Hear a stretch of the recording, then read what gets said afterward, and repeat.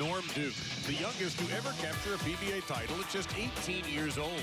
The player who's compiled an astounding 38 PBA championships. He is, without question, one of professional bowling's legendary competitors.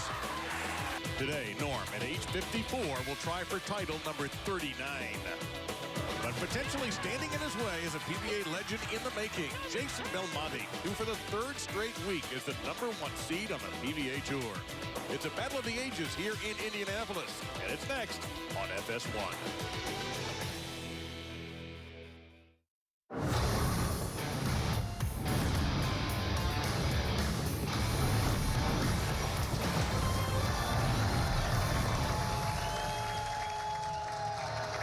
Inside Woodland Bowl in Indianapolis to the Go Bowling PBA Indianapolis Open. Man, we love the Hoosier State, and they love their bowling. Our final five right here negotiated not one but two oil patterns, and look who is sitting on top. Jason Belmonte again, but shoulder to shoulder with the great Norm Duke. What a show this ought to be. And by the way, if either Jason or his opponent throw a perfect game in that championship match, they'll receive $1 million. Hello again, everybody, with Hall of Famer Randy Peterson and Kimberly Pressler. I'm Dave Lamont, filling in today for Rob Stone.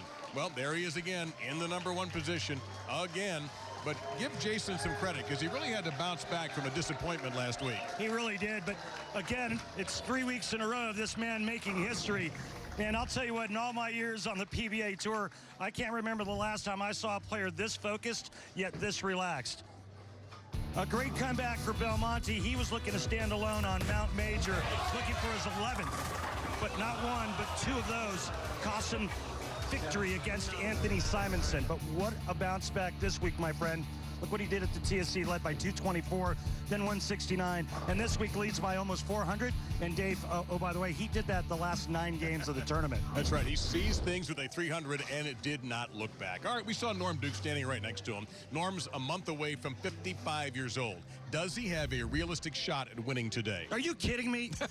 Of course he does. One of the greatest of all time. He found a way to compete against the young guns with all that power. Here's Norm Duke at age 18, still the youngest player to ever win on the PBA Tour. His last televised singles event coming in 2011 at the US Open against Mika Koivuniemi. Mika needs a mark, whips the 10-pin. Norm wins sitting on the bench. If there's one thing we do know about Norm Duke, it's that he's one of the best tacticians on tour. And when you're talking about the complexity of navigating through 2 different oil patterns, well, who better to talk about than Norm Duke? 38 titles, looking for number 39. And, you know, we had 2 oil patterns today, so we have to have 2 boulders standing by with Kimberly, right? Absolutely. Thank you so much. So, Jason, we're going to start with you. You had a tough break last week, but you came back with a vengeance, and you rebounded so quickly. How did you do that to take the #1 seed today? Yeah, I mean, I think whatever happens yesterday or the shot before is really irrelevant moving forward. I try to stay in the moment, try to let go of the bad things that happened before, and just work towards, you know, throwing my best shots every frame that I'm in. So hopefully today I can throw another 10 good frames against whoever it is. I'd love it to be against this guy, but whoever it is, you know, I'm going to try and give them a really good match. All right, we will see you in the final match. Jason, thank you so much. So, Norm, whatever this guy said. He says he wants to see you in the final match, but let's talk about the fact that the last time you had won a title on TV was in 2011. So how much do you appreciate the opportunity for a chance at maybe getting number 39? Well, a lot more now, because I didn't know it'd been that long. Thanks for reminding me, Kimberly. So sorry. Listen, every one that I make, every show, it could be the last. And I'm aware of it. I almost tear up every time I talk about it, because I put my life and hard work into this sport. But today we got a job to do. I'm just praying to the Lord I can do it. And I know that there's a lot of people out here rooting for you. Norm, thank you so much for your time. Guys, this is going to be a good show. Well, let's follow that as best we can. With our format, we begin with 120 bowlers, and we had 18 games. We cut that down to 24 in match play. Took you 42 to get to this final 5, and of course the stepladder final is about to begin. But Randy, we did it here as we did in Lubbock last month on 2 different lane patterns named after 2 of the finest ever, Dick Weber and Mike Albee. Mike Albee on the right at 38 feet, Dick Weber on the left at 45 feet. And these patterns play completely different for obvious reasons. Number one, the difference in lengths.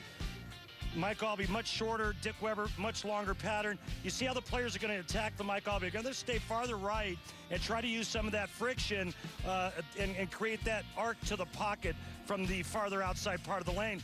Not the case on the Dick Weber, though. Remember, it's longer, it's slicker, so the players move in, and then they create angle and look for a little bit more hold area. Think of it as, well, ice on the left lane and gravel on the right lane. Rhino Page, he's going to attack both lanes pretty much the same way. He's just going to do it by using two completely different bowling balls. Yeah, a lot of equipment being used by the players this week. Some guys bringing as many as a dozen bowling balls to the center. And Norm Duke told me yesterday that sometimes the crossovers took forever because it took so much time to load up equipment. Yeah. So here we go with Rhino Page. And by the way, the last time we had a double pattern show, he was on it.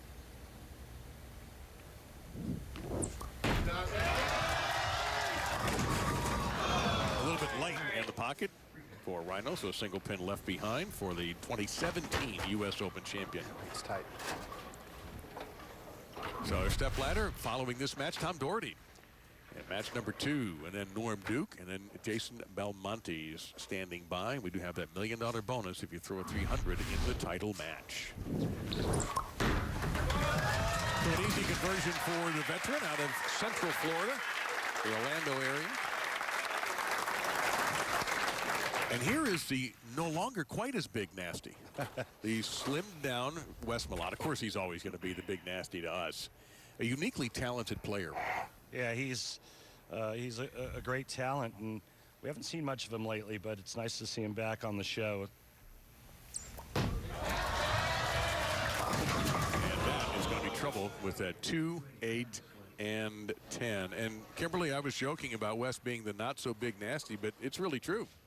It is true. So you are actually seeing a little bit thinner version of Wes today because he's dropped 30 pounds since we saw him last. Now, when I asked him about it, he said that he's cut out sweet tea soda and is just all around eating healthier. And now he also said that that loss has not only helped him mentally but physically. He's able to use his leg more for power in his release, so he no longer has pain in his body or in the left knee where he once had surgery. Yeah, Wes, 42 years old, 19 years as a professional. He, like Rhino Page, is a U.S. Open champion. He's been close all season as well. He had a 7th place finish in the doubles with Duke, 8th last week.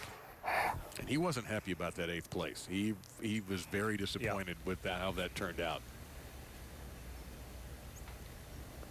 So on the longer pattern, it's a strike for Malott. So when the pattern's longer, that means less friction, that means less motion, less curve. On the left lane, Wes Malott is actually standing farther forward on the approach to slow his feet down, to slow his ball speed down, to give the ball time to react.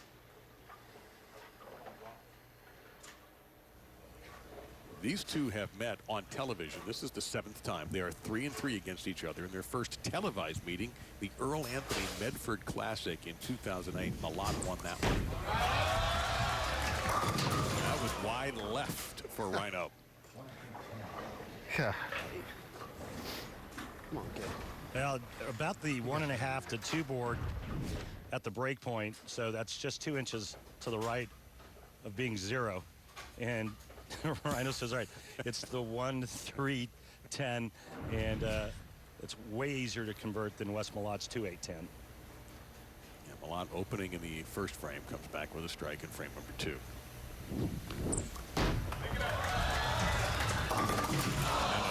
Mistake. So Page and Malott each with an open in the first 2. Malott with a small lead. Yeah, a mistake here. He needed to get the bowling ball a little bit farther to the right of the head pin. It would have then deflected into the 10, and he would have covered all 3 with the ball. See what Page did in his 42 games and in match play. He seemed to like that shot at first, but it certainly has the best result possible.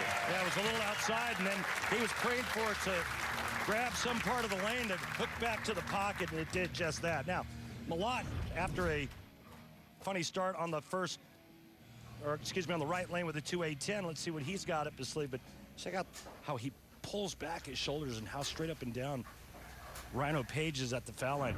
Wes Malott, exact opposite body position. Watch this. Watch how much upper body lean. Well, that's got a direct line to the pocket. What a gorgeous shot by Malott. Also, the other thing is the size difference between these two players is especially different. Well, that's part of the reason, Dave, why Wes Malott has to have more upper body lean. He's so tall, he's got to get down to the floor.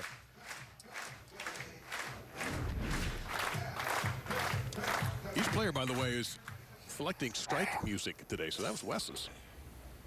A solid match play record.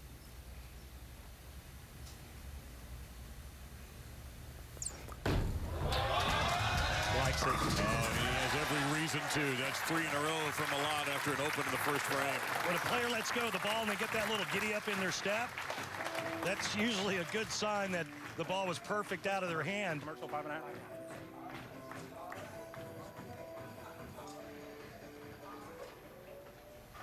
Yeah, West didn't run that one out, but he took a pretty firm stroll.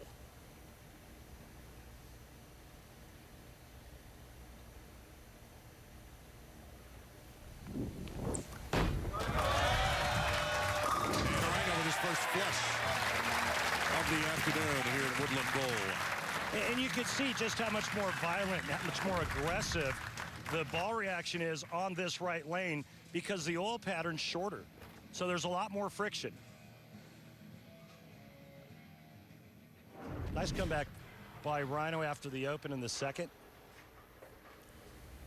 Both these players winners on this tour. Page 6 titles, Malott 10.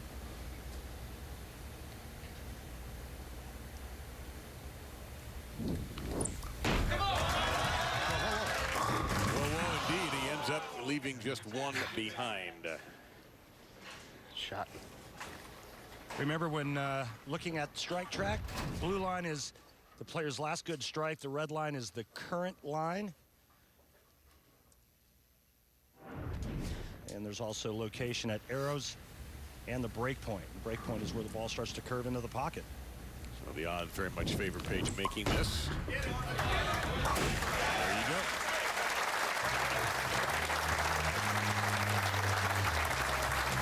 That's good shots. So Wes Malott has been successful in recent years on the tour, but his last singles title was the 2013 PBA Cheetah Championship. You take a look at his arsenal. The higher the number, the greater the hook, and the highlighted ones are the two that he's using so far. Marvel Pearl on the right lane, Halo on the left lane.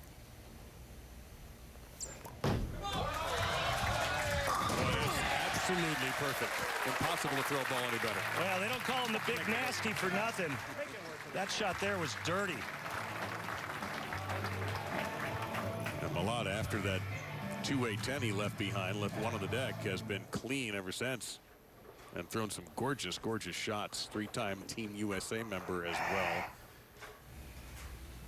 No, stay slow. You heard him say, stay slow. He said one of the keys to getting him back in this position is slow feet. Well, once again, he strolls into your picture and takes out the 10.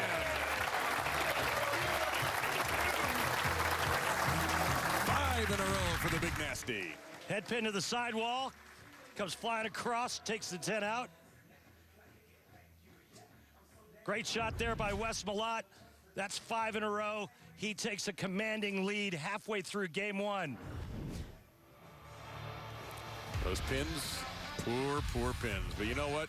They get in the way of the fun sometimes, too. Two outstanding players, two major champions in our first match.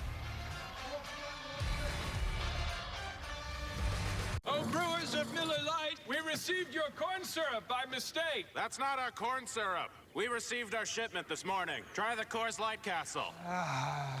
Coors Light Castle, guys. Bud Light, brewed with no corn syrup. PBA on FS1, sponsored by Go Bowling. For promotional offers, tips to improve your game, news, or to locate a bowling center near you, log on to gobowling.com. We are just a little outside our host city of Indianapolis, a gorgeous downtown.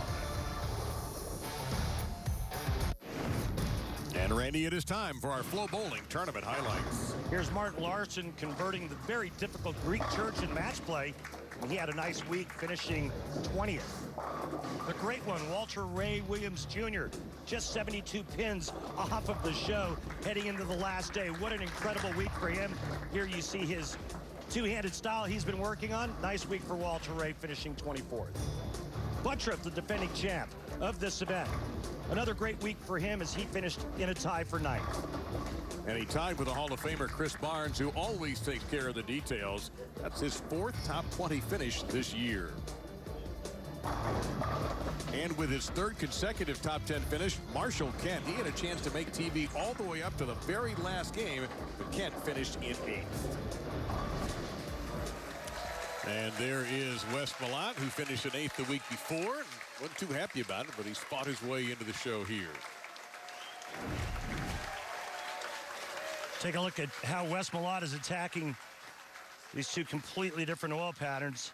Much deeper on the left lane, a good 5 boards to the left, and much slower. 2 mile an hour slower on the left lane, and that's just to get his ball to pick up and curve. I like some of these numbers, though. Again, location at the arrows, location at the break point, but the biggie for me is ball speed. Take a look how much slower he's throwing it on the left lane. So here's the lone lefty on the show today, Rhino Page, who's got that tough shot to throw after a break. And the message delivers. Boy, he really got that shot to pick up off the corner of the lane. He's going to take a re-rack, Dave, but they've given Rhino Page a new nickname, even though Rhino's a nickname, but yeah, they call him the Grinder now. Kimberly, you were paying a little attention to what was going on there during the break with Rhino and his ball rep. What happened? I sure was. So Rhino talked to his ball rep, Steve Jacobs, over the break about his tempo. Now, Rhino says he wants to make sure he stays nice and slow because when he gets fast with his feet, he throws it past the spot down lane and the ball won't hook. And that'll do exactly what he did in the second frame, and he doesn't want that to happen again.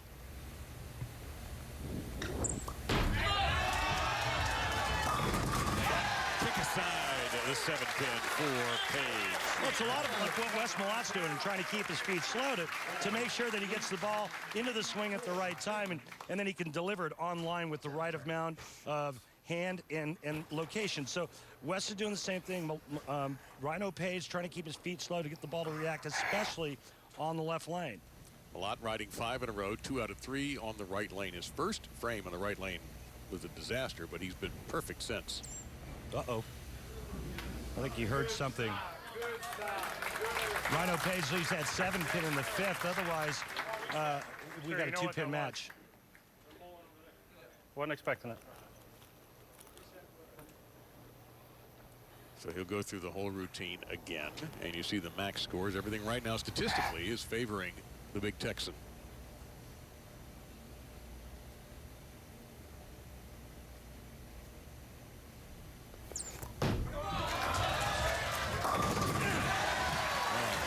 Six in a row. Malott is absolutely ripping it right now. Now take a look at what he does at the bottom of the swing to create that beautiful ball roll and all those strikes. I want you to watch his fingers and how they get to the inside part of the ball. I mean, that is just some crazy stuff right there. Now watch what his hand does at release. Back up behind it, and then watch the rotation. One of the best releases in the game, Wes Malott. Tom Doherty is standing by to meet the winner. And right now, that's going to be Malott because at the moment, I don't know how he missed the first frame. He just got a little fast and got it right, but right now he's got a 44-pin lead on Rhino Page.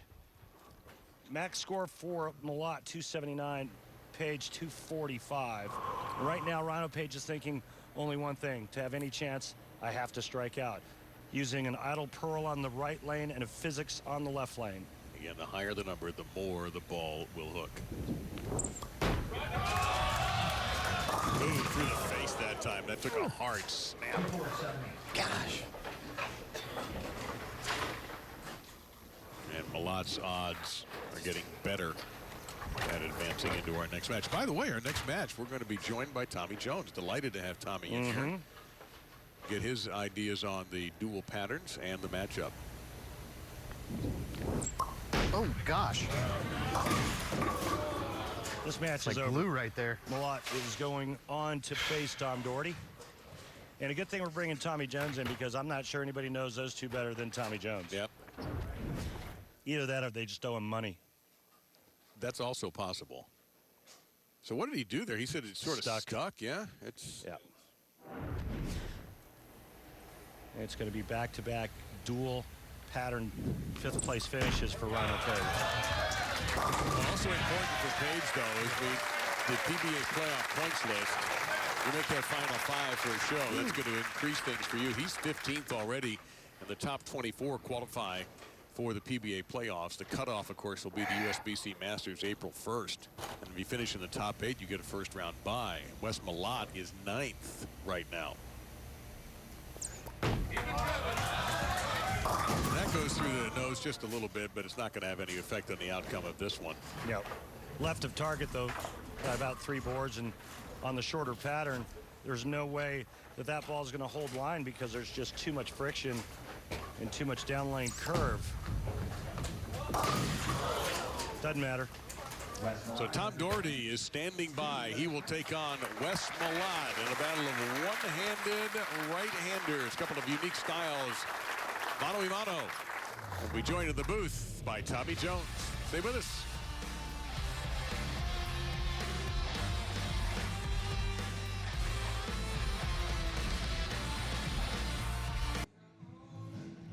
Welterweight world champion Showtime Sean Porter defends his belt for the first time as he battles the top-rated contender Yordenis Ugas live in primetime Saturday, March 9th. That'll be only on Fox. So Wes Malott has moved on. A big nasty will take on Tom Doherty in our next match, 242 to 192 over Rhino Page, and that stretch from frames 2 through 8. The Malott threw down the hammer, threw some beautiful, beautiful shots in advancing to our next match. Norm Duke and Jason Belmonte are still standing by. Randy and Dave with you here. And Randy, we saw Malott overcome a bad first frame, and man, absolutely near perfect. Yeah, he got locked in. You know, he shot 242 and had 2 opens, didn't have a spare. But I think he's got an advantage moving into the next match against Doherty because he's got his legs underneath him, the nerves are gone, and he knows how to play both patterns perfectly. All right, we talked a little bit about the PBA playoffs. Let's give you some more information on that because this is a unique event in its first year. It'll be Monday, April 8th, where it will begin, 7 p.m. on FS1. The top 24 will qualify, and if you finish in the top 8, and by the way, Wes Malott is 9th and Tom Doherty is 8th, receiving first-round bye. It's a single-elimination bracket format, and the championship match will be in June on Fox. Now, Jason Belmonte, your runaway leader. Look at that number. But it's interesting because after this tournament, Jason's going to go home for a little bit before he comes back in March for the World Series. So he said, I got to get a lead on these guys because I'm not going to always be around. There's the next group. You see Rhino and Norm Duke are in that top 24 as well. Tommy Jones, who's going to join us in a minute, is number 18. And then the cut line is Anthony Lavery-Spar, just a little bit ahead of Nick Pate. There's Tom Smallwood, a major winner also in the 26th position. So, and every shot counts now. Exciting stuff. And the fact that it's kind of like an NCAA bracket or an NCAA tournament, and then with all the money up for grabs, $100,000 goes to the winner. Real exciting times for the PBA on Fox. So you're telling me that Belmo is basically Duke at this point? Not Norm Duke, but Duke. Yeah. If you're talking about a bracket. Yeah, Duke or, well, who can beat Duke? Well, at the moment, not very many people can do it unless you find maybe a Gonzaga, and who could that be in bowling terms? We're going to step aside here. Tommy Jones is going to join us. Wes Malott and Tom Doherty, some powerful right-handers, one-on-one for the right to face Norm Duke when we return.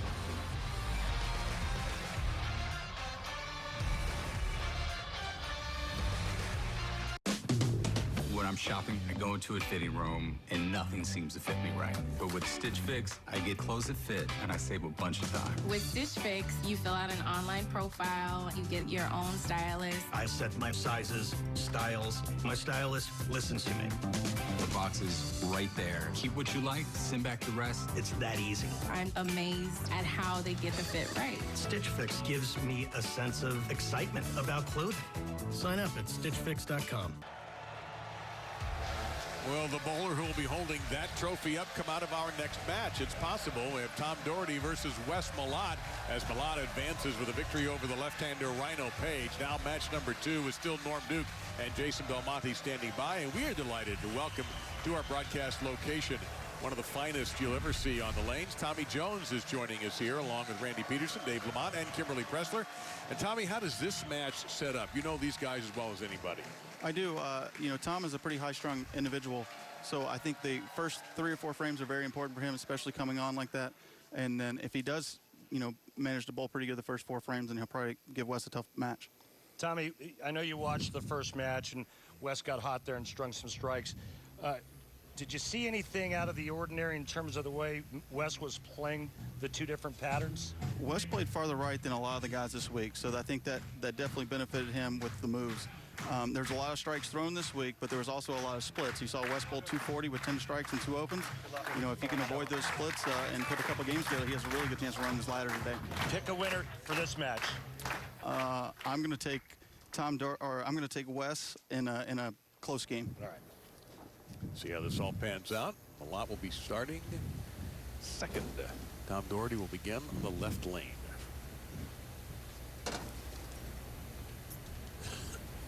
A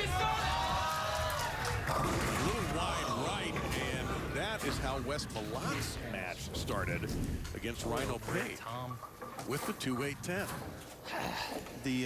This is exactly what I was talking about. He's a little strong early on. It does help him later on in matches because he's already been to that point to where he stays there the rest of the game and he can get it together, but he has a history of not getting off to a very good start to begin the game. Well, what's interesting is that he chose to finish on the right lane, and Wes Malott looked like he loved the left lane. Wes gets to finish there. But I personally think that was because Doherty knows he gets to throw it a little bit hard on the right lane, and he gets to use urethane. He knows that's a little more of his A game. Trust me, I'm talking to Wes before the show. I know Wes was not upset getting to finish on the left lane. He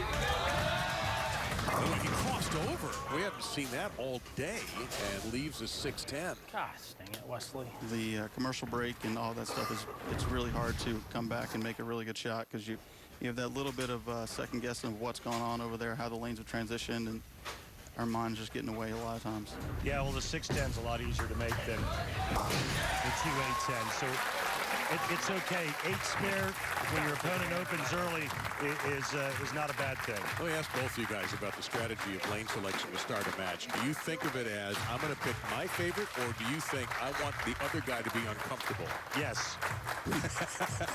All of the above. Yes. You know, there's plenty of times when one lane is a lot better than the other, and you definitely want to finish on that lane. There's also other times that you know who you're bowling against that you'd rather have them have to step up and win the game opposed to you stepping up to win the game. That's a little bit more like the Big Nasty that we know and saw in that first game. And by the way, just a note for you all at home, the higher seed gets that lane selection. So in the next match, that'll be Norm Duke's choice.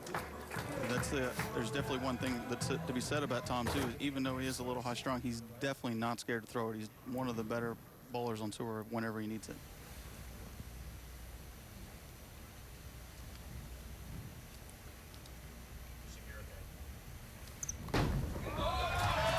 Yeah, he goes to urethane and flushes it. Yeah, and that's why he's as far right as he is. He's so good at rolling the ball.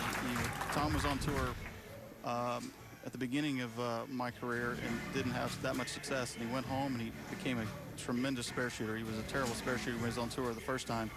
Learned how to make all of his spares and learned how to do some tricks with his hand, and now he's back on tour, and he's one of the best in the world the last several years. Black hammer urethane on the right lane.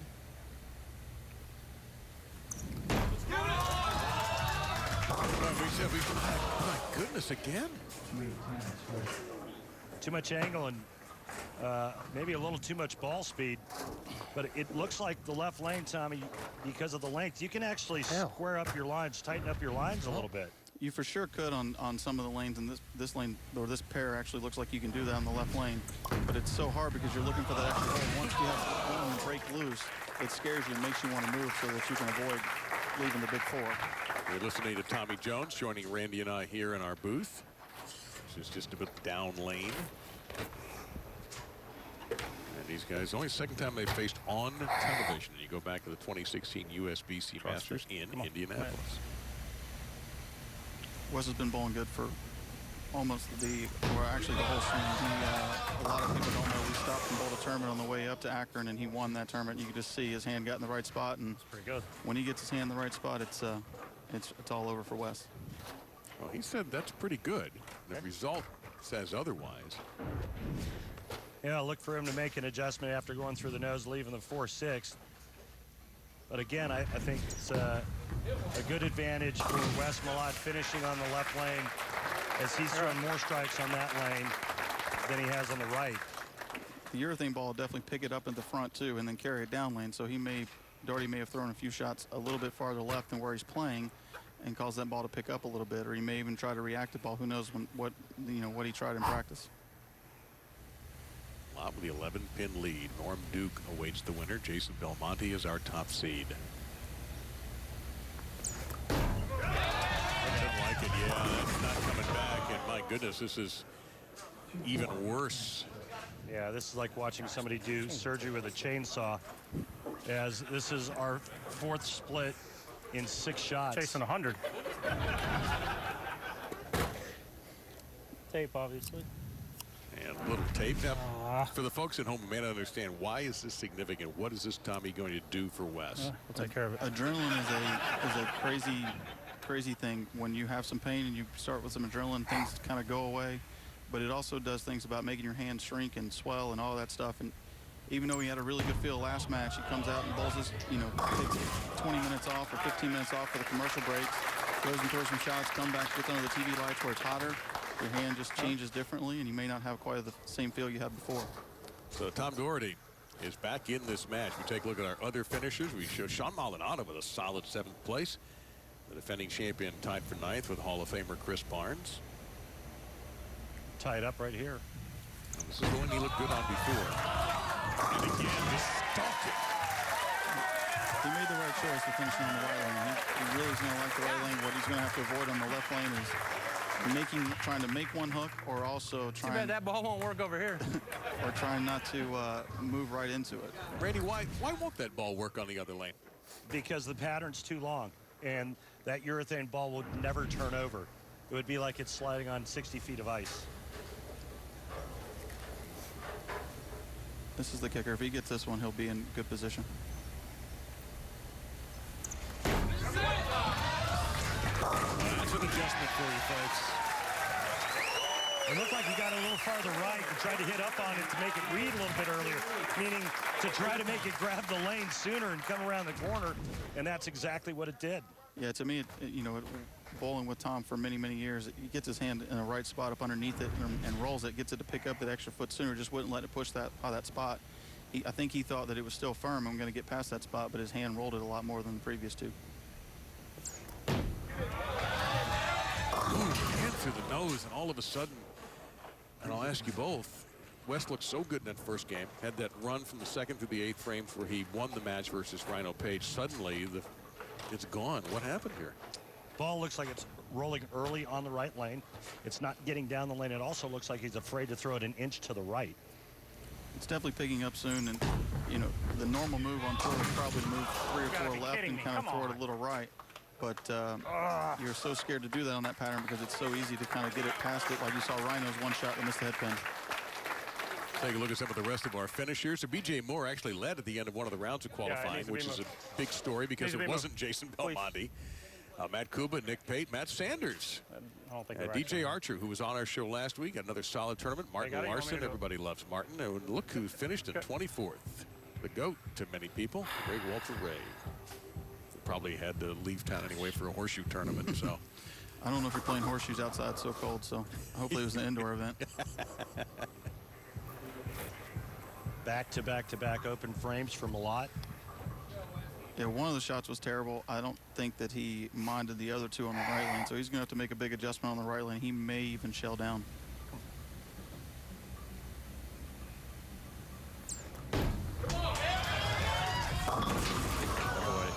It is just completely I was joking when I was chasing 100. escaped him, which is really unusual. It does happen in this and other sports, but it's just gone. It just looks like he's lost all rhythm, and feel might be a part of that, as Tommy mentioned earlier, with the break that he had. But that shot there, to me, is the result of the previous shot on the left lane where he got it wide and left the 3-4-6-10. Yeah, he threw it bad and he just got there. Oh, look at that. Wes is one of the best spare shooters on tour when it comes to making splits like that. He shoots that a lot. Darty with a little giggle, making sure that there's not going to be a 100 shot. Well, this is the way you draw it up. Throw the 3 over into the 4-7, and just a great shot by Wes Malott. And there's the appreciation by Tom Doherty. And there is your hammer tough spare replay. And you've heard him talk about 100 a couple of times.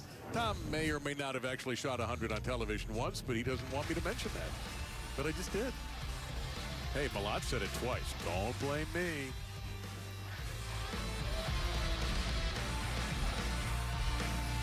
Look at the little comparison of Tom Doherty. I can't hear him at all. Yeah, Darty using urethane on the right lane. He's using a black hammer on the right lane. He's using Savage Life on the left lane. The the two balls are extremely different. One's designed to kind of get down there and make it up in the back on the left lane, and on the right lane, he's trying to get it to pick up early and just be flat down lane. Big differential in numbers. Tom Doherty is a good 14 boards left at the arrows on the left lane. You see this number right here versus this number. A lot of that has to do with the strength of the bowling ball that he's using on that left lane versus the right lane.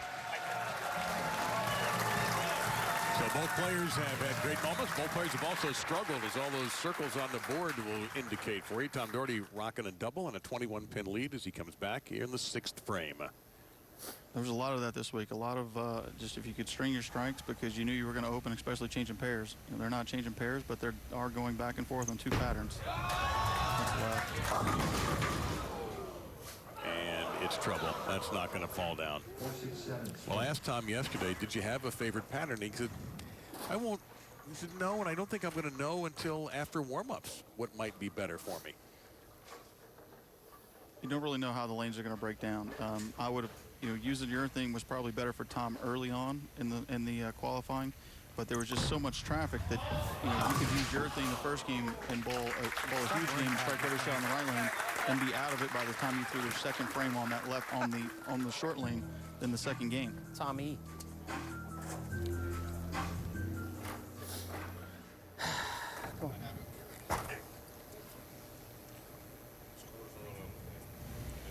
Scores wrong on your monitor. He did not spare in 6. And Doherty buries 10 alive. Well, Wednesday in FS1, this is a big one in the Big East. Phil Booth, the number 17 Villanova, against the amazing Marcus Howard and number 11 Marquette. The action tips off at 9 Eastern on FS1 and the Fox Sports app. Man, Marcus Howard is a joy to watch, as is Wes Malott and Tom Doherty. Wes was talking to his ball rep, and he's going to make a big move here and hopefully roll it to the right and see what happens. Much better shot. And that adjustment speaks for itself.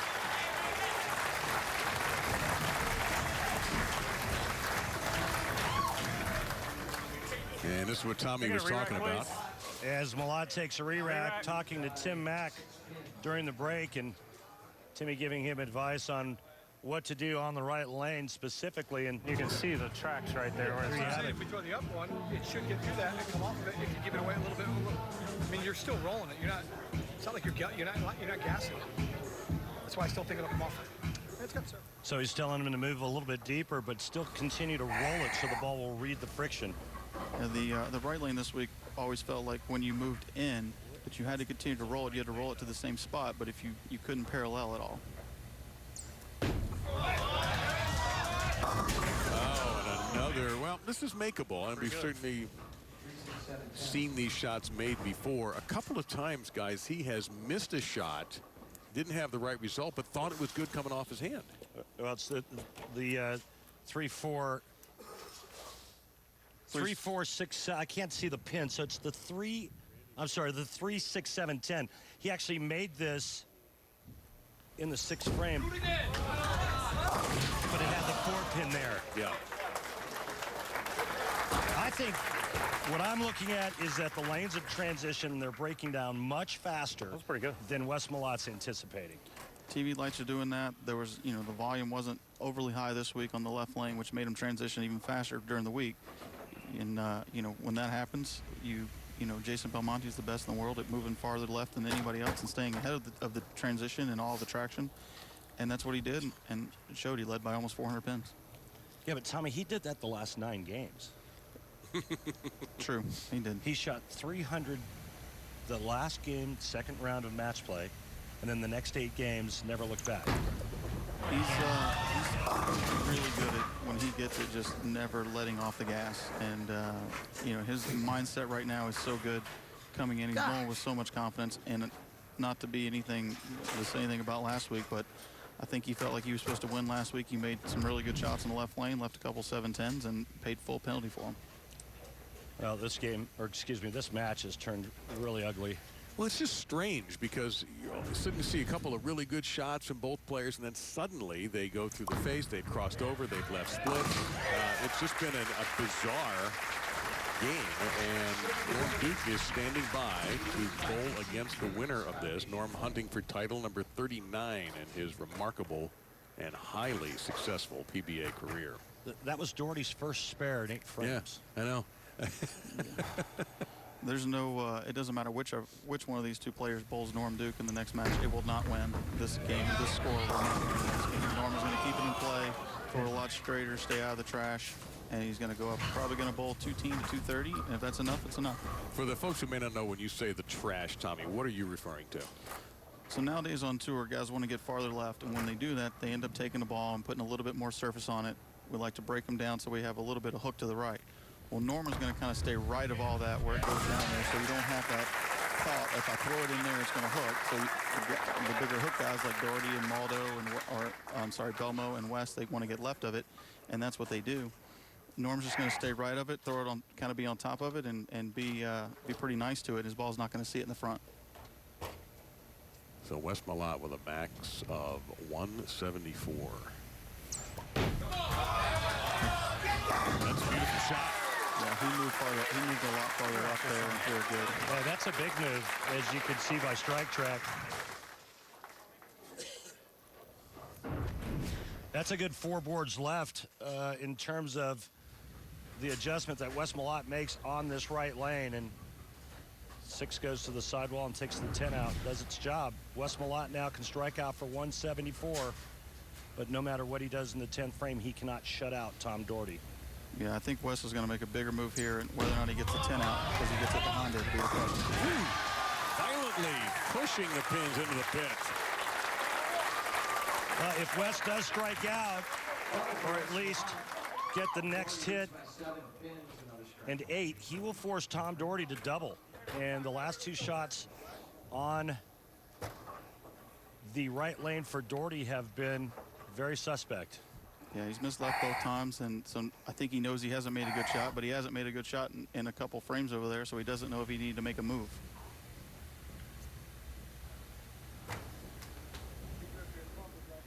Yeah, may have been some noise in the crowd there. Apparently, maybe a cough or a sneeze from somebody in the audience. Right now, the antennae are out for both players. It's easy to do up here with the temperature we've had all week. Yeah, we are delighted that we're indoors today. That's for sure.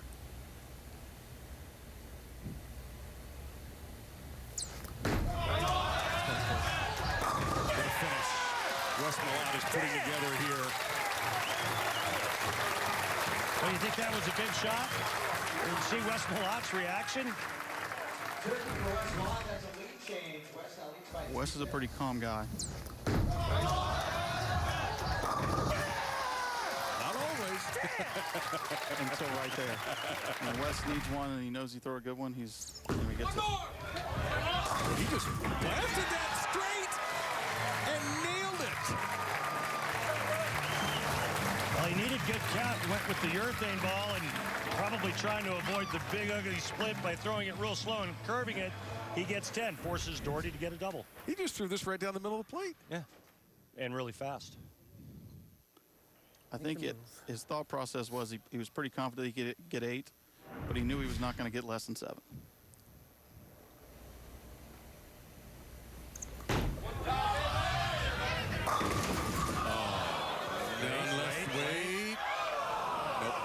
look on his face says it all. Yeah.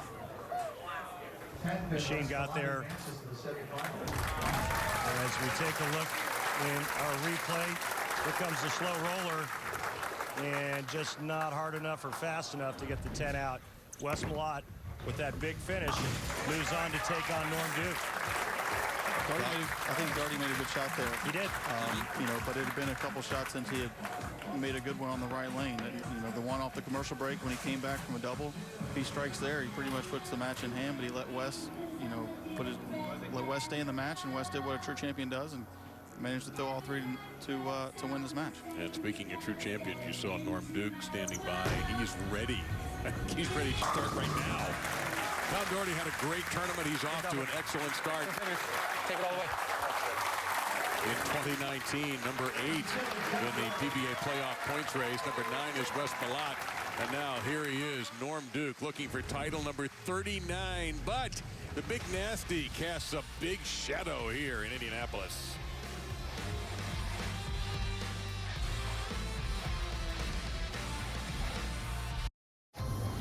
Welcome you back to the PBA. Hi, I'm Norm Duke. And you're watching the PBA on FS1. There he is. Randy likes to call him the wee Iceman. Norm Duke, looking for title number 39. He's going to have to get through Wes Malott to do it. The winner takes on Jason Belmonte. And oh, by the way, it could be $1 million awarded today should somebody throw a 300 in that championship game. Well, I've been waiting all day for this. Our Ebonite flashback. Oh, my God, it's Randy. 1999. You'll remember. Woodland Bowl. Good Lord, the golden pins and golden locks of Randy Peterson. I actually had to pay for that haircut. Yeah, but you made Eric Forkel pay here in the title match. You were the #1 seed. That was regular for you. Now, what is this all about, bro? All right, so all my tour roommates are back there, past and present. George Branham III, Ron Palumbi Jr., Sam Agarone. Plus, I hadn't won in a while. Okay. I was pretty excited about this. Yeah, I think so. You had to strike in the 9th, and then you had to double in the 10th in order to do it. So you went out and did it in style. That was title number 12. Wow, that's good stuff. All right, here's what's happened so far. Wes Malott defeated Rhino Page, and then Tom Doherty in a close match where both players did struggle on our dual lane conditions. Now it's seed number 2, Norm Duke, and seed number 4, Wes Malott. And again, as Randy, and by the way, have to thank Tommy Jones for coming by, too. Yeah. Really appreciated Tommy's contributions. And he was great on Flow Bowling on the internet, along with Stu Williams during the week. These guys are doubles partners frequently. They have won twice in the Mark Roth Marshall Holman doubles. At the moment, though, they're buddies, but not for the next 15, 20 minutes or so. Well, a lot of admiration between those two. And, you know, one of the things that makes Wes such a great guy, first, he's a gentleman, but second, he has a true appreciation for the pioneers that have paved the way before him. And he was utterly disgusted with that shot and leaves behind a baby split. Somebody needs to be quiet. I hope he doesn't mean me. Oh, sweet. No, definitely not. Can't mean me. No, he can't hear you. Yeah, this one's left to target, and he goes through the nose, leaving the 310.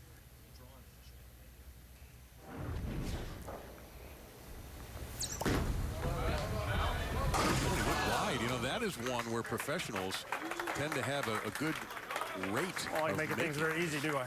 56.7% on the 310. So more often than not. And that opens the door for a guy you really don't want to open a door for. It's going to be real interesting to watch Norm Duke not only create motion, but see how well he throws it. And something else. Norm's going to have this crowd with him. That's not a knock on Wes, of course. But this crowd is absolutely going for a man who in a month is going to turn 55.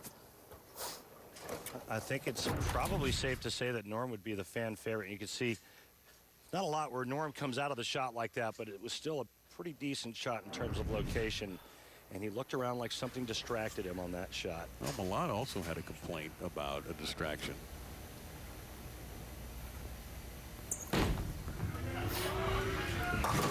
Well, Norm with an easy conversion on that 10-pin. And right here at Woodland Bowl, the #1 seed team, Norm Duke and Wes Malott, cruised to a 25-pin victory in the championship match, defeating Dom Barrett and Oscar Palermo to capture the title. 10th title for Wes, 38th for Norm Duke, who trails only Earl Anthony and Walter Ray Williams Jr. for titles. But for Norm in the world of singles, and he talked about it with Kimberly at the top of the show, last televised singles win was in 2011. We showed the highlight of that, and I'll never forget that telecast. I was there. I called the action. Mika Koivuniemi had him beat. Norm threw the last 4 to force Mika to mark. Can't quite get that mix up, so he leaves a couple on the deck. Well, you can see just how far to the right by our strike tracker that Norm Duke is playing, even though all the other players were way farther to the inside on that left lane. Norm is going to use a very soft hand and kind of feather it through the front part of the lane to keep it on line.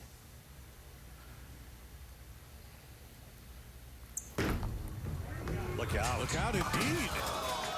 That never turned over, and Norm surprisingly misses a very makeable spare. Well, America's favorite TV couple is standing by, Jason Belmonte and Kimberly Pressler. Thanks, Dave. So, Jason, it's been an unusual day. It seems that these lanes are transitioning way faster than anyone expected. And yesterday in our interviews, you said you were going to have to watch the first few matches to decide how it is that you were going to play your match. So, what have you decided on?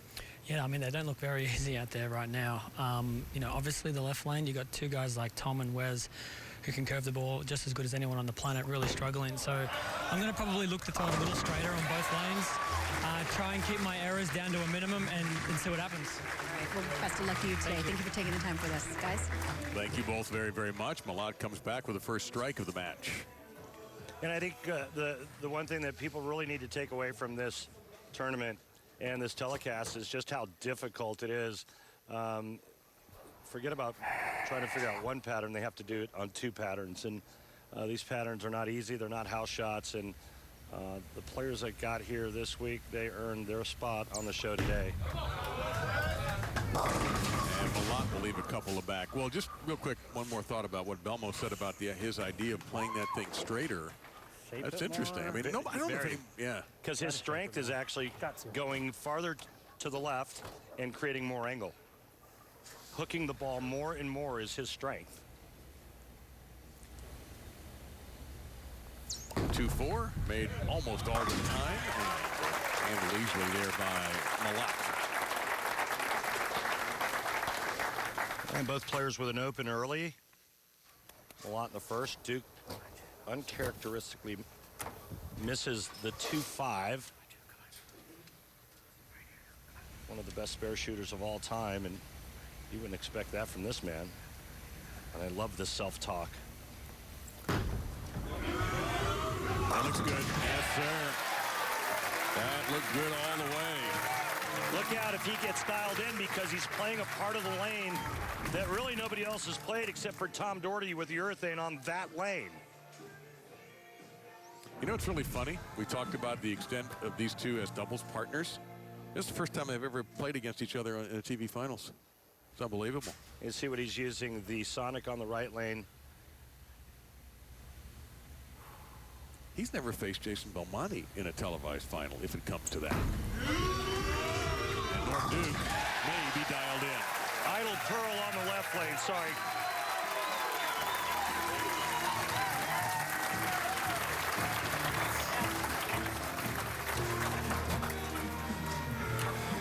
Again, we are using 2 oil patterns here today. The pattern named after the late, great Dick Weber. Speaking of conversations among the very best ever, you better mention his name. His pattern is the left lane. And Mike Albee, another brilliant player who is here today, the pattern on the right lane named after him. A little soft 10. Well, he's starting to curve it more on that right lane. So he's got a pretty good idea of what the right lane is giving him now.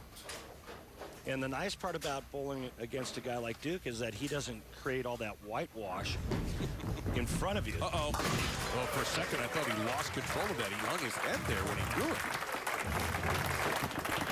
You know, you heard Tommy Jones talk about it a little bit in our last match, where, you know, you have certain players, the high rev players create a lot of traffic. They really destroy an oil pattern. They really make it deteriorate much faster than a guy like Norm Duke.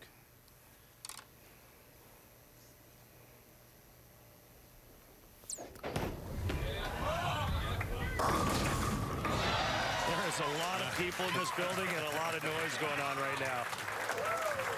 A lot of distractions. Players have to keep it together.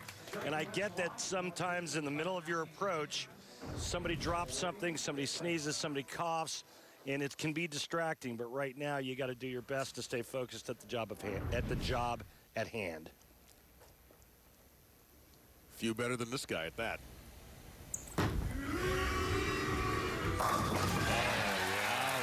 Outstanding, Norm Duke. And here comes the wee Iceman. 19-pin lead through 5. After that missed spare in the second, he's just being what we call very nice to it. He's not doing a whole lot with his hand at the bottom of the swing, feathering it.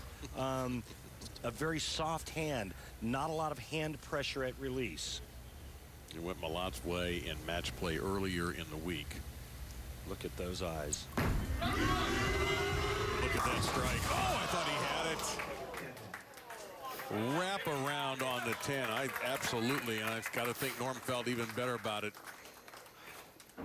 That was a really good shot. You could see the reaction from Norm Duke as he knew what he was working with. He was on a 3-bagger and would have made it 4 in a row, and it would have increased his lead.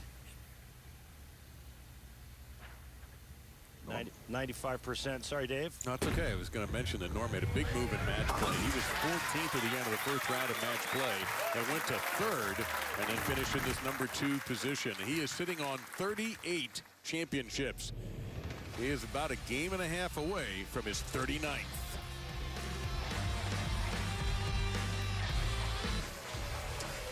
Well, let me show you how the players are attacking this left lane. Norm Duke is playing right up 6th board. Wes Malott is over 20. And that's how much different these two are playing that left lane. You can see that worn area right there around 4th arrow rather, but again, the location at the arrows is completely different. A good 14 boards difference. So away we go to finish this one off. Malott down 18. Jason Belmonte standing by, looking for career title number 20. Wes Malott looking for number 11. And Norm Duke, number 39. Kimberly, what do you have for us? Guys, so Wes talked to his tour reps Tim Mack and Jim Callahan over the break about the left lane, and they said he either needs to do one of two things: continue to do what he's doing and keep it in front of him, or take a chance and move a whole zone to the right and try and play the hold instead of the hook. Yeah, so they want him to move a little farther left and then just try to kind of square it up, or chase everything to the right where Duke is. I think he just needs to keep moving in. Well, he's going to put another X on the board and cut the Duke lead to 8. Norm Duke leads by 8 pins. Take the lead for Wes.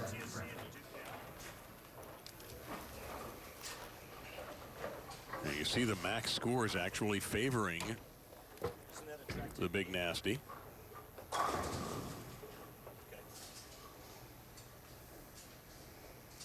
Malott off a double.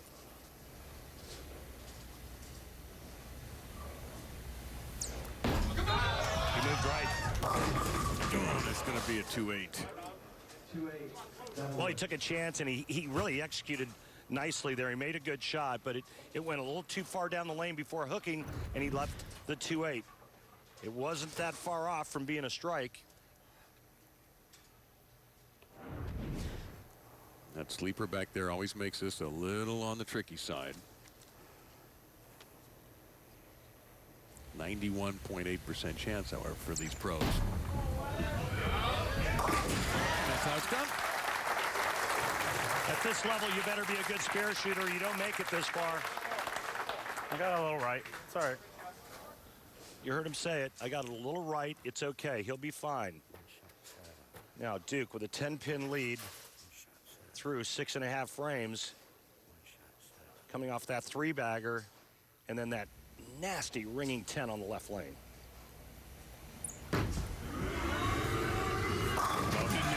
He absolutely knew.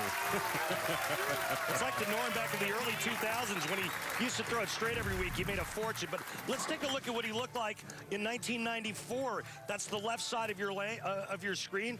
And check out the bent elbow and the cupped wrist. That was when he won the Tournament of Champions.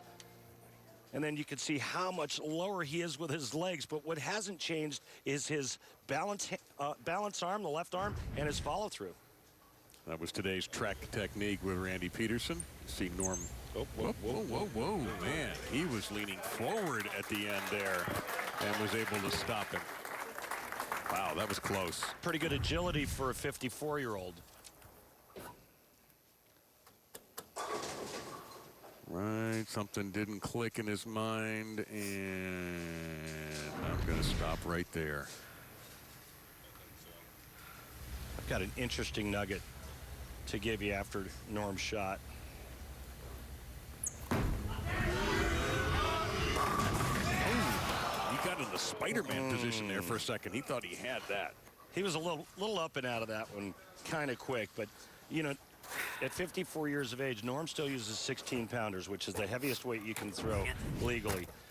So over the 42 games in 3 days of this competition, in all of the equipment, remember you need two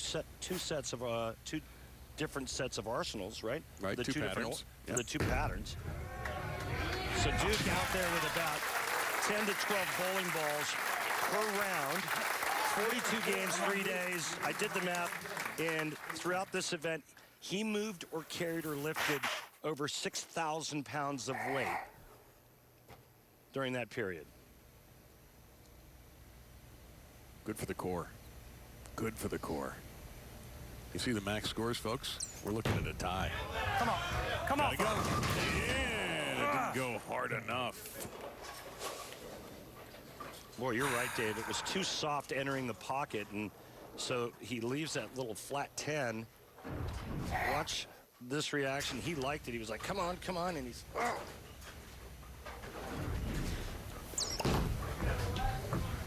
Nice job there by Malott to take down that 10-pin.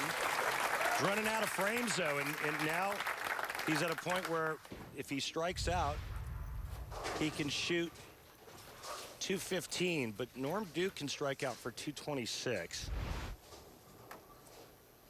Duke hasn't missed the pocket since the third frame.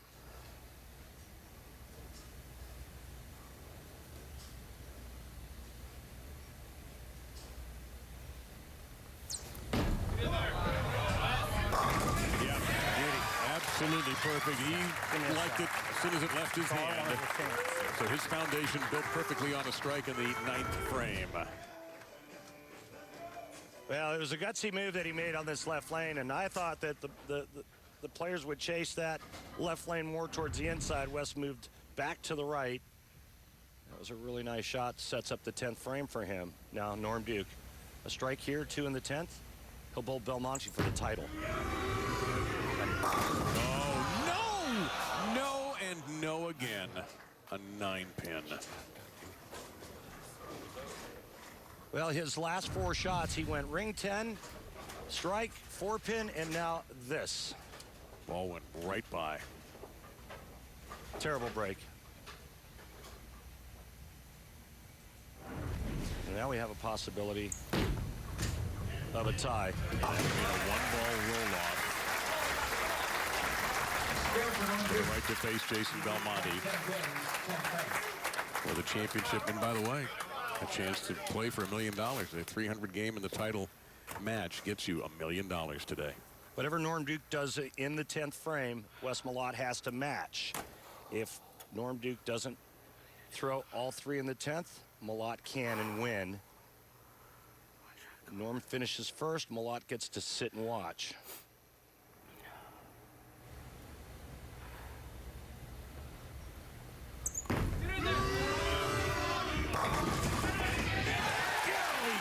break on that 10 pin.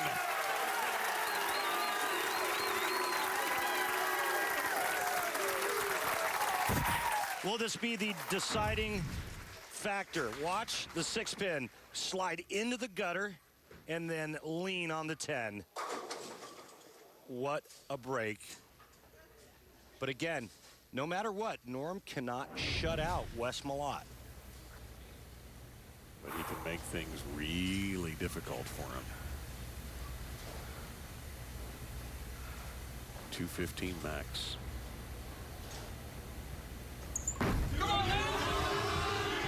Looks good immediately. Flush.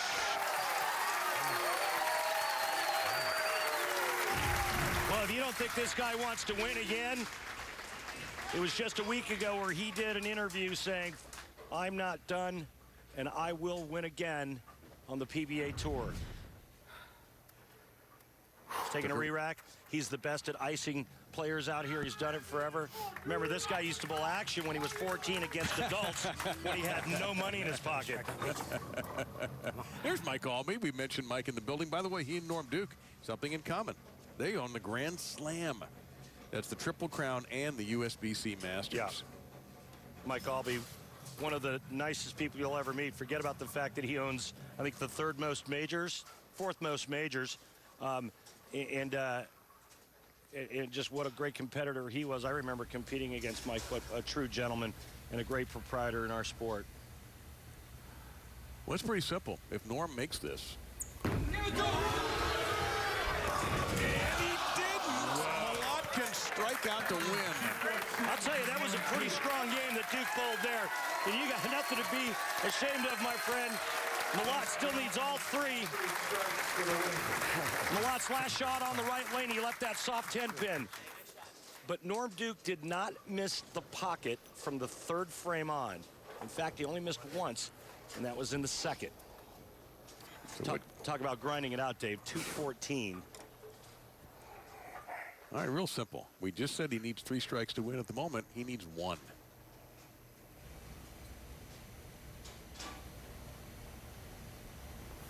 And he doesn't get it. He needed it. He couldn't get it. And Norm Duke survives. Well, that was an absolutely perfect shot that Malott threw, with the exception of the pin carry. What a beautiful shot when he needed it. And that's all you can really ask for as a professional bowler. Once you let go of it, you can't control what happens when it hits the pins. Out of the game. I know. What the hell? Well, here he is, Jason Belmonte, going after another championship. He said it would be nice to bowl against Norm Duke. He's going to get his chance.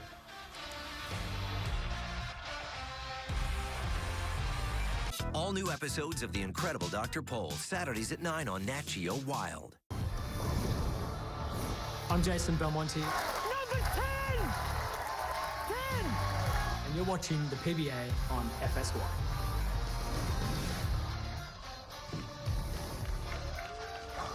Well, what a coincidence, because Jason Belmonte is in this next match here at Woodland Bowl in Indianapolis for the Go Bowling PBA Indianapolis Open.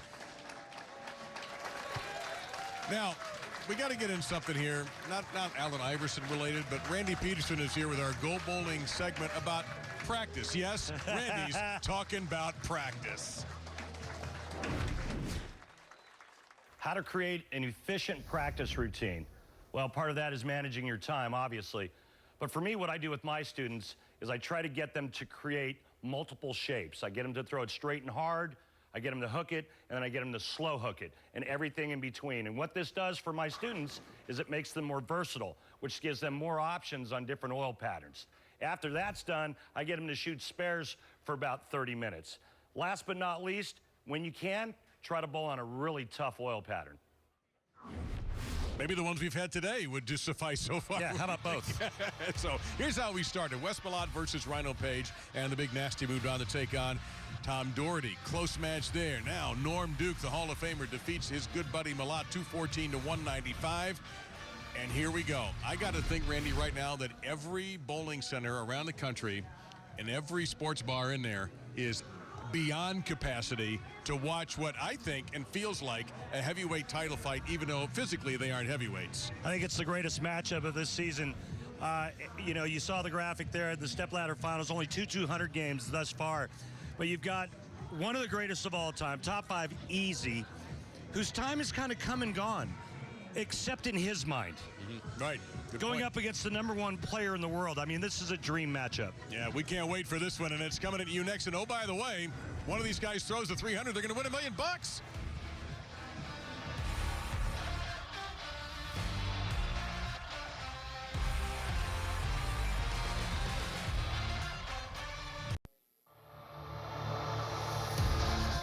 PBA on FS1 is sponsored by Go Bowling. For promotional offers, tips to improve your game, news, or to locate a bowling center near you, log on to gobowling.com.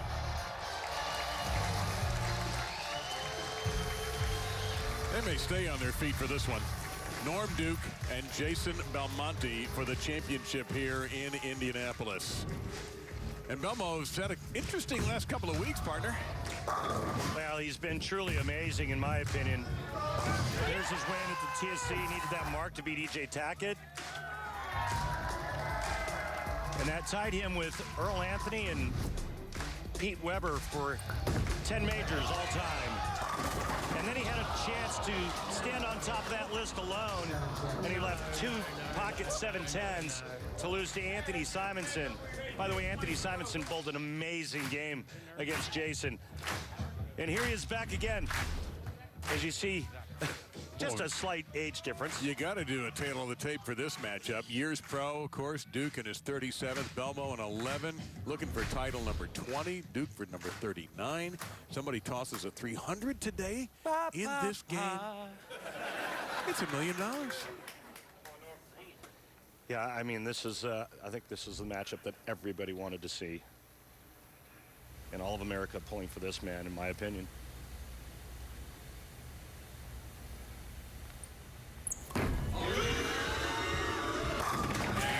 The 9th pin that he didn't get before. He kicked that one aside, and a perfect start for Duke. Can Norm manage his emotions? And that's the big question. Harder to do when you're 54 than it is when you're 34. And Belmo,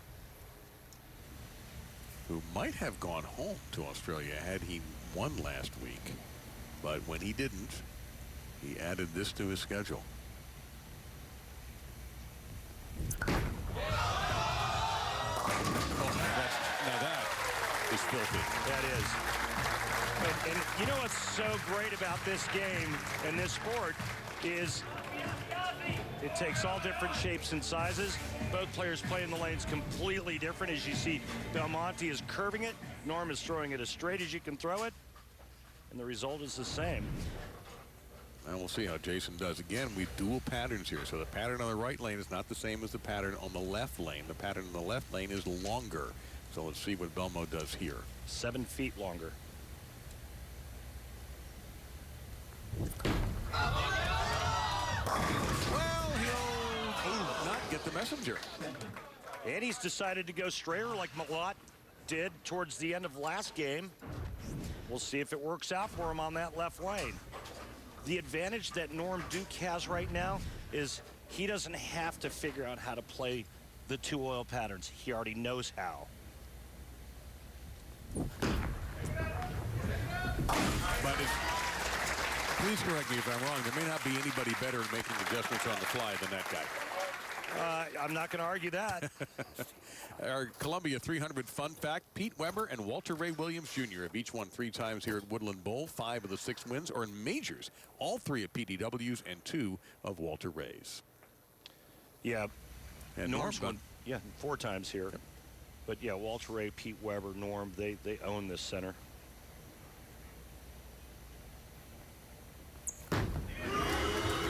It's good. Oh, yes. That's one powerful feather. Referring back to how I said, and if you look at just how slowly the ball is rotating out of his hand, and that's what I mean by feathering it. You take a look at what he did here in 2008 at the World Championship. He was kind of feathering it then, but had a little more on it. Again, that was 11 years ago. In 2011, he won his last televised singles title. You see what he's done here at Woodland. His buddy Wes Malott, who he just dispatched to get to this championship match. Oh, those are just gorgeous shots. Every one of them so far. It's like he zip lines them in there.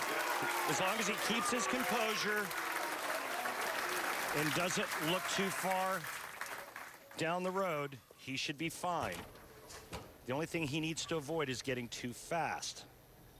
But he's just really piping it right at the 1-3 on both lanes. Incredibly, this is the first time these two have faced each other on television.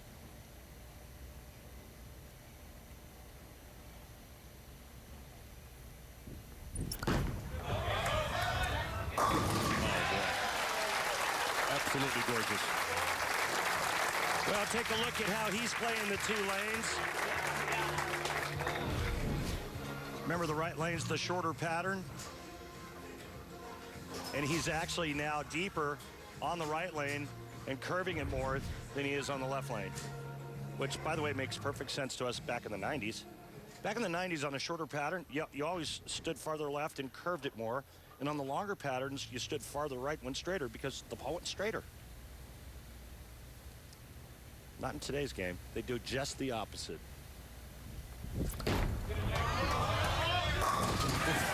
Absolute raw power that time from Belmo.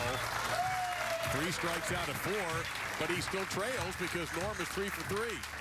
Well, that got down the lane in a hurry, and it was just a full rack attack once the ball got to the pins. And we've got ourselves a fight on our hands. This is what we wanted. We kind of wanted this match to begin with. We've got it. And they're off to a great start.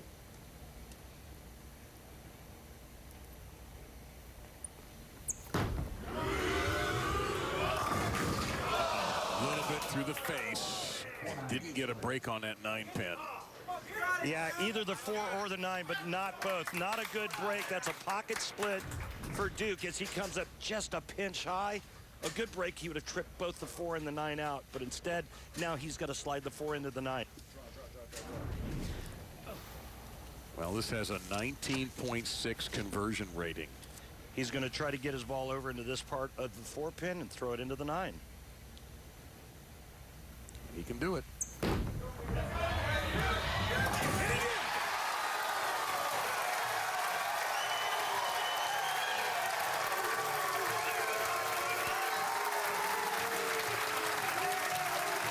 If you don't like this, you don't like bowling, turn the channel.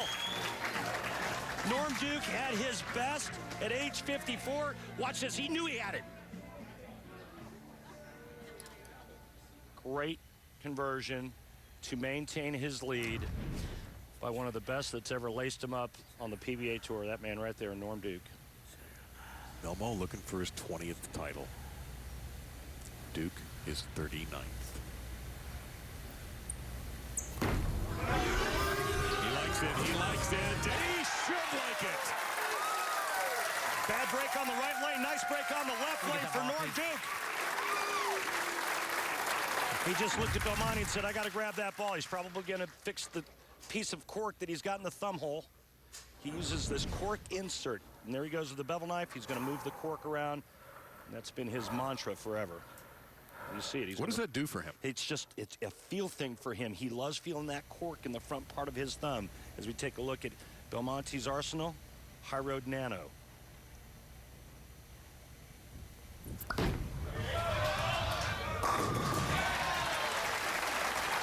Give me a thesaurus because I'm out of adjectives. Belmonte just threw that shot, turned around and said, I'm not done yet. No, not clearly. And I think, is he the first guy to use the same ball in both lanes today? He's using the same type of ball, but okay. It looks like 2 different layouts. Gotcha. Both these players can be deliberate.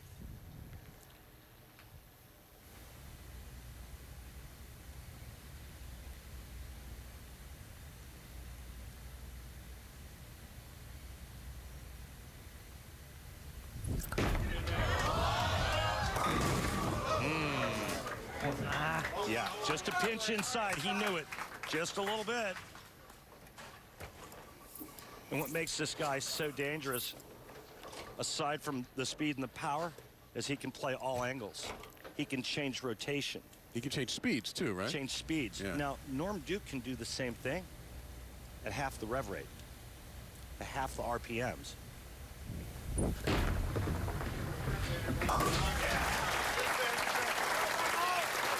Our proprietor here is a Hall of Famer in the PBA, Jim Doty.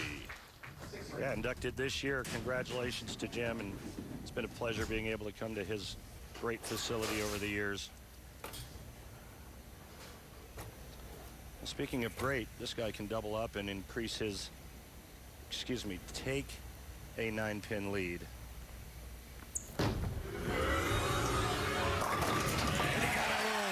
On that 7-pin to do just that. Belmonte knows he's in a fight with one of the greatest ever. Norm Duke, one of the greatest clutch players ever. Belmo had to expect it. He had to know that Norm was going to give everything he had here. Well, he watched the game against Malott and saw that Norm didn't miss the pocket from the third frame on, and he knew that Norm was going to have a good look. Belmo won the position round. And the right to be the #1 seed. Boy, oh boy, that is a level above flush. What a thrill this has to be for the people who are here to see these two guys absolutely just throwing every uppercut they have in the book. I mean, yeah, what about me? What a thrill for me. But you've done it. Yeah, but I mean, to call this again. I know, you're right. I agree. I'm with you. To call another match for Norm Duke? Yeah. We're going to call matches for Belmonte. How many times are we going to get to see Norm Duke bowl for a title against the greatest player on the planet in Jason Belmonte?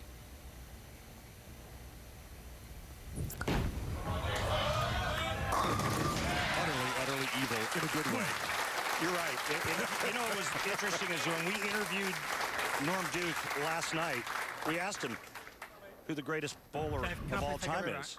And he said, unequivocally, without question, without a doubt, Jason Belmonte. Really? Well, the variety that you just touched on, what is available in Belmo's arsenal.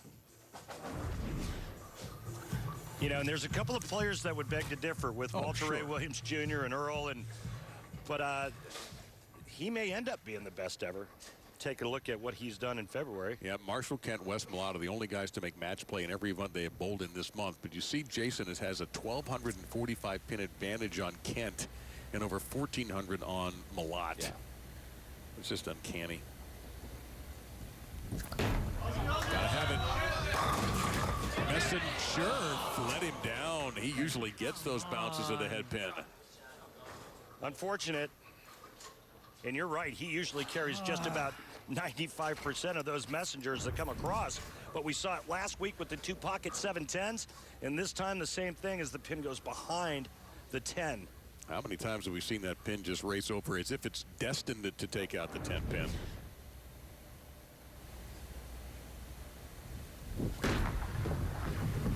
Well, Norm Duke is sitting ever closer to number 39. That was a good one. Oh, that was a good one. Big shot coming up for Duke. He can extend his lead to 29. Max score for Duke, 278. 239 for Belmonte. Duke knows exactly what he needs to do for title number 39.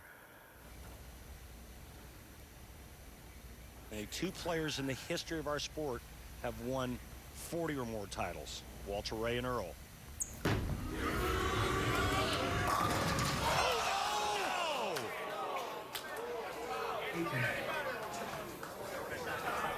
Still some hope for Belmo.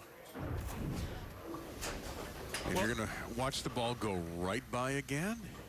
Well, and speaking for myself, this is the last pin you want to see standing when your ball goes high flush. I didn't want to say it.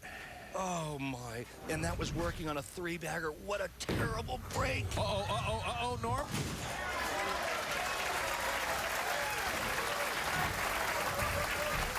Earlier in the day, Rhino Page got stuck on that approach, and watch this athleticism. Well, he's got to stay behind the foul line on both lanes. This lane here and the one next to him as he comes towards us. Again, the agility of a gazelle at age 54. Soon to be 55. Yeah, next month.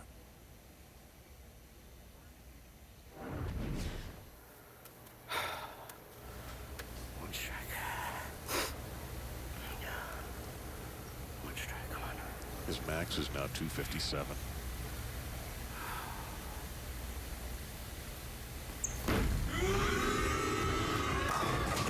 There's a break he got. Beautiful.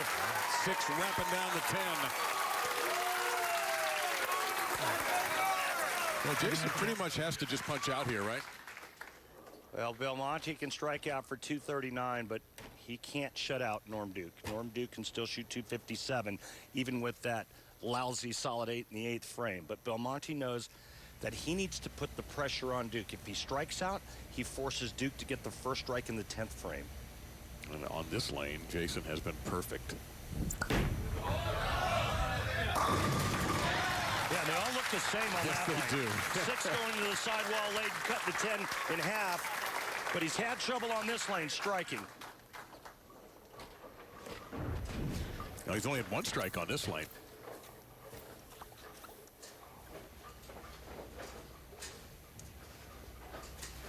There you see the 6, kick saving a beauty on the 10. What is going to happen? Boy, is this reminiscent of last week where he needs to fill the 10th frame. Last week he needed a double and 8 to shut out Simonson. He leaves the pocket 7-10. Now he needs to strike out to force Duke to get the first strike. Everybody's heart rate in here a little accelerated right now. Nope, that's going to be trouble for Jason. You could see it right away. That was going to dive. He was almost better off if the thing had gone to Brooklyn. It was inside a target, and that's in the driest part of the lane. Remember where all the players started early? That's exactly where that was. He needed to be right of that laydown area. Yep, you got a great look at that little chop. Did not expect that reaction. Gotta make it. Yep. That's textbook right there for Belmo. Well, that's 219 max with a strike, and Duke would need 2 pins in the 10th frame. And I think he could probably handle that. I'm looking at Norm there as much as I'm looking at Belmo, and I think it's starting to sink in. Excuse me, I said 2, I meant 7. Still like his chances. There you go. Wow. Well, that's the best possible close for Belmo. But at 219 is likely not going to be enough as he thanks his fans. He'll head home for a little rest. And this guy is on the doorstep of number 39. Turning right down the middle. There it is. Norm Duke has done it. Norm Duke, for the 39th time, is a champion on the PBA Tour.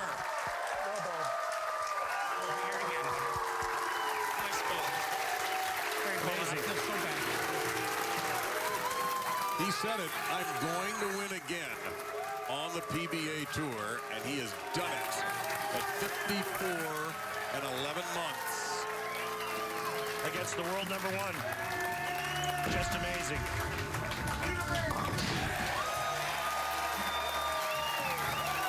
What a performance, what a performer. When you turn on the TV lights, there's hardly been anybody better in this game than that man right there.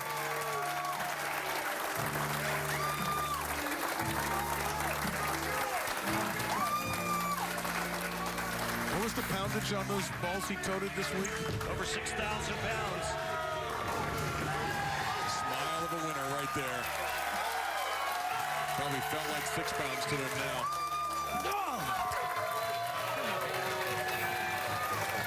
Well, that's what I'm talking about. Happy birthday, Mother. I missed you. Hi, Karen. Hi, Brandon. Look. Oh. Oh. How big a moment. How much work. Holly, thank you. Tom Laskell, thank you.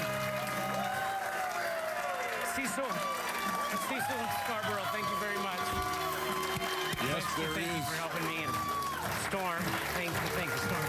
There is crying in bowling.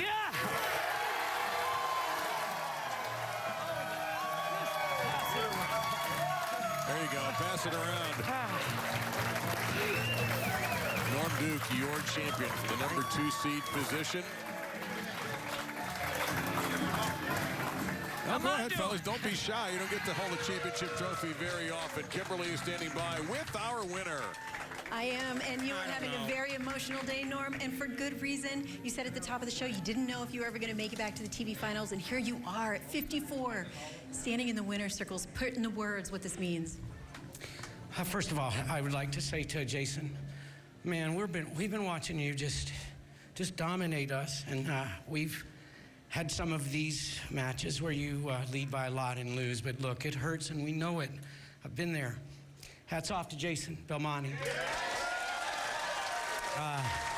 He's the very best in the world right now, and for me to be standing here on this approach is a victory against him. I'll never forget it as long as I live. I got so much support from people at home that think that I'm younger than I am. Did you ever think that you would be back here again? Yeah, oh yeah, I thought so. And you know, Storm has been behind me the whole time. They provide the greatest equipment, and without them, look, there's a lot of people that have a hand in things like this that allow us to go and dedicate so much to the cause, and I'm just so thankful to everyone. And where does this win rank in all your titles? I don't even know. I don't even, you know, you say title, I don't even process that yet. Well, I do now. Well, it is your 39th title. Congratulations. You fought hard for this win, Norm Duke. There's your champion. Thank you. And I think this one does feel a little bit different, Randy. There's Big Wes. Who he defeated earlier did Duke, but you see the friendship and the respect and even the love between these two guys who have won together. And this time they were taking at each other. Duke won that one and then defeated the top player in the world, Jason Belmonte. Dave, I got to tell you, this is pretty good stuff. By the way, I've known Norm Duke for a long time, over 35 years. And I have 4 banners in this building. It's his 5th win in this building. In this building, you're absolutely right. Yeah. Yep. One of the best ever. And proves it one more time for all of us. What a thrill this was. Our next telecast on the PBA is live next Sunday, March 3rd at 5 p.m. Eastern. We'll be at the Hijinks Family Entertainment Center in Jonesboro, Arkansas for the Go Bowling PBA Jonesboro Open. That's live next Sunday on FS1 and on the Fox Sports app. We had a stunning 5 major champions, the top player in the world, and one of the legends of the game, and it's the legend who ends up on top. Norm Duke wins his 39th title. Thanks to our scorekeeper, Mike Edwards, and to everybody here at Fox for all of their help today and our crew. For Randy Peterson and Kimberly Pressler,